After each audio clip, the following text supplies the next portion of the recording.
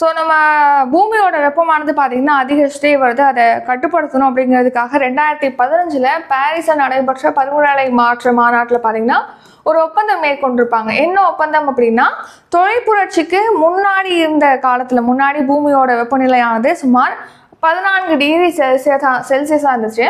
So இதை விட 1.5 degree Celsius வந்து கூடலாம். அதுக்கு மேலே பூமியோட வெப்பநிலை கூடக்கூடாது, அதுக்குள்ளே நம்ம கட்டுப்படுத்தணும் அப்படிங்கிறதுக்காக ஒப்பந்தம் மேற்கொண்டிருப்பாங்க. அதாவது இதோட மீனிங் என்னன்னா, பூமியோட வெப்பநிலை வந்து 15.5 டிகிரி செல்சியஸ்க்கு மேலே கூடிடக்கூடாது, அதுக்குள்ளே நம்ம கூடாமல் கட்டுப்படுத்தணும். அதுக்கான பல்வேறு முன்னெடுப்புகளை வந்து மேற்கொள்ளணும் அப்படிங்கிறதுக்காக தான் பாரிஸ் ஒப்பந்தமானது மேற்கொள்ளப்பட்டது.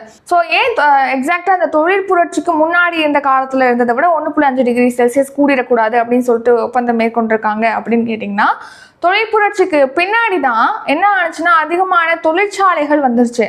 ஸோ அதே மாதிரி அதிகமான வாகனங்கள் வந்துடுச்சு. ஸோ இதனால என்ன ஆகுது, அந்த புகை ரிலீஸ் ஆகுது இல்லையா? ஸோ அதன் மூலமாக பார்த்தீங்கன்னா கார்பன் டை ஆக்சைடு அதிகமாக ரிலீஸ் ஆகுது, பசுமை இல்ல வாயுக்கள் அதிகமாக ரிலீஸ் ஆகுது.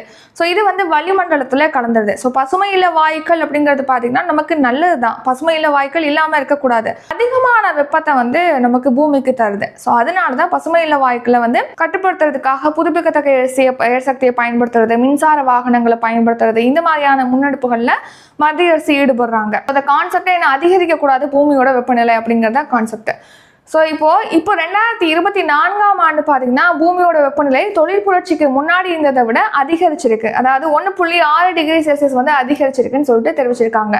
இந்த 2024ஆம் ஆண்டுல யார் தெரிவிச்சிருக்காங்கன்னா ஐரோப்பிய யூனியனின் வானிலை ஆய்வு அமைப்பு வந்து தெரிவிச்சிருக்காங்க.